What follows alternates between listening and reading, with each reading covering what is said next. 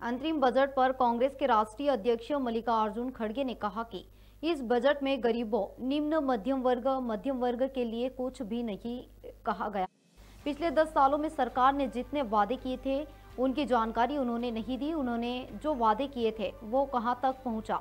इस बजट में किसानों, गरीबों, निम्न मध्यम वर्ग, शिक्षा पर ध्यान नहीं दिया गया। इस बजट में कुछ भी नहीं है। इस बजट में खासकर गरीबों के लिए,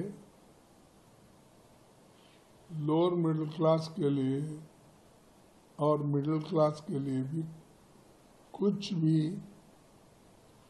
उन्होंने नहीं दिया। और दूसरा जो है, ये अंतरिम बजट रहने की वजह से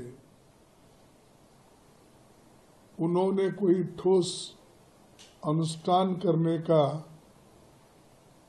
बजट नहीं दिया।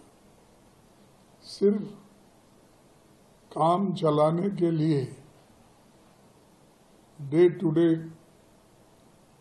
अफेयर्स के लिए ही उनका बजट है। पिछले 10 साल में सरकार ने जितने वायदे किए थे उसका ब्यौरा उन्होंने नहीं दिया। उसमें कितने पूरे हो गए और कितने बाकी है, और बजट में उन वायदों का क्यों नहीं जिक्र किया।